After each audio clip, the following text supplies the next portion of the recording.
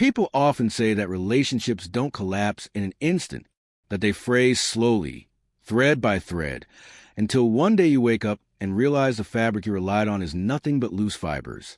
But for me, it shattered in a single heartbeat. One moment, one glance, one smile that wasn't meant for me.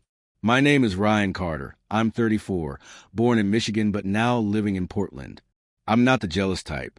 I don't snoop through messages or overanalyze words that aren't there. Yet that evening, in a room filled with soft jazz and the gentle clink of glasses, something hit me in a way I'd never experienced.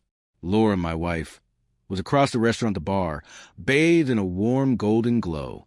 The light caught the soft waves of her brown hair, making her seem effortless, radiant, the same way she had when we first met, leaving me speechless. I was returning from the restroom when I saw her laugh, and then smile. But it wasn't the smile she reserved for me, the one that softened her eyes, tilted her head just slightly, made her fingers brush her necklace nervously without realizing it. This smile belonged to someone else. And the man with her, tall, confident, impeccably dressed, leaned in just slightly, as if he alone deserved that attention. I froze mid-step. The ambient noise dulled until the only sound left was my own heartbeat pounding in my ears. She wasn't touching him. There were no overt signs of flirtation. Yet that smile, it carried intimacy, tenderness, the kind she hadn't shown me in so long I almost forgot its shape. My stomach sank, as if the floor had been pulled from beneath me. I forced myself to breathe, to think logically, to avoid leaping to conclusions. But a cruel thought whispered in my mind, she hasn't looked at you like that in ages. When a man's hand grazed hers, a casual, perhaps friendly gesture, she didn't pull away. That was all it took. My body moved before my brain could catch up. I walked toward the exit, each step heavy yet strangely serene, as if wading through water. I had no intention of causing a scene, raising my voice, or demanding answers. I was simply done. Done questioning her distance. Done chasing a closeness that no longer existed. Done pretending everything was fine. My hand found the cool metal handle of the door. The world seemed to pause, holding its breath. Then her voice cut through the stillness. Ryan. It wasn't casual. Not irritated, not confused. It trembled with desperation, a sound that carried the weight of something precious slipping away. I didn't turn immediately. I couldn't trust myself to. But her footsteps followed, quick, urgent, and soon she was right behind me. Ryan, wait, she said again, softer, her voice cracking under some invisible strain. I finally turned. Her eyes were wide, raw, not angered, not guilty, but something stripped bare. The man by the bar froze, uncertain, as if he'd stepped into a story mid-scene. Lauren swallowed hard. Her hands shook as she reached toward me, then hesitated, as though uncertain she still had the right. I saw your face, she whispered. You think it was something it wasn't? I didn't say anything. I didn't need to. My silence spoke volumes. She closed her eyes briefly, taking a shaky breath, then looked back at me. Ryan, I need to tell you something. Something I should have said months ago. The room seemed to pause around us. Conversations quieted, heads turned subtly. What? I asked, my voice calm but low. Tears brimmed in her eyes. Not exaggerated, not performative, but the kind that belongs to someone carrying far too much inside. She exhaled shakily. The reason I've been distant, the reason I've seemed unlike myself, it's not him. It's not anyone else. She looked down, then back at me. It's because I'm terrified of losing you. And I don't know how to fix what I've broken. The words lingered between us like heavy air. My chest tightened. For the first time that night, I didn't know what to feel. Her confession didn't hit all at once. It arrived in fragments, like shard of fragile thing that had splintered months ago without my realizing. I stood frozen.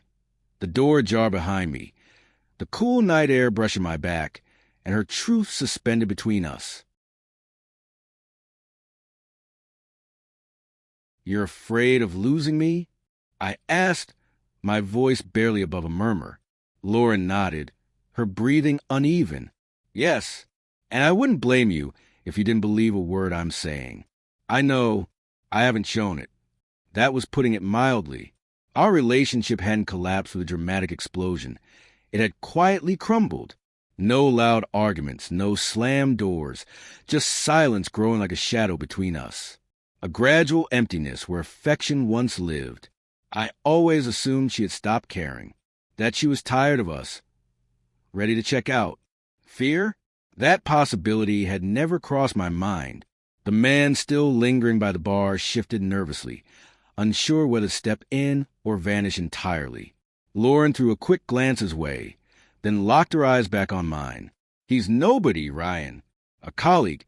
That smile wasn't attraction. It was nerves. I haven't wanted anyone else. I've barely known how to want anything at all lately. I looked at her carefully.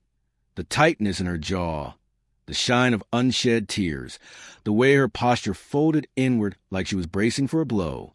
Then why didn't you talk to me? I asked. Her voice dropped to a fragile whisper. Because I didn't want to disappoint you again. You're steady, Ryan. You always have been. And somewhere along the way, I stopped feeling like I deserved you. The sound of the restaurant filtered back in, laughter from the far tables, glasses touching, music drifting. The world carried on unaffected, while everything in me hovered on a precipice. I released my hold on the door and stepped forward. Not toward her, not away, just forward, a space between running and staying. What changed? I asked. Her eyes filled again. You did. Tonight. My brow tightened. How? She swallowed hard. When you walked toward that exit, I didn't just see hurt. I saw finality. I saw you leaving for real. And for the first time in a very long time, I felt terrified. The kind of fear that shakes your bones when you realize you've pushed someone you love too far. I wanted to hold on to anger. It was simpler, clear. But fury has a way of slipping when someone stands in front of you breaking open, not hiding behind excuses. She stepped closer, carefully, like the space between us might explode. I'm not okay, Ryan. I've been shutting down everywhere, work, home, inside my own head. I didn't know how to explain it without sounding like I was falling apart. You could have told me. I said, softer now. I know. Her voice cracked. But I was scared that saying it aloud would make me look weak, like I wasn't enough. So I forced the smiles. At coworkers. At strangers. Anyone who wouldn't ask me why I felt numb inside. That smile, the one that had nearly broken me, flickered sadly across her face before fading.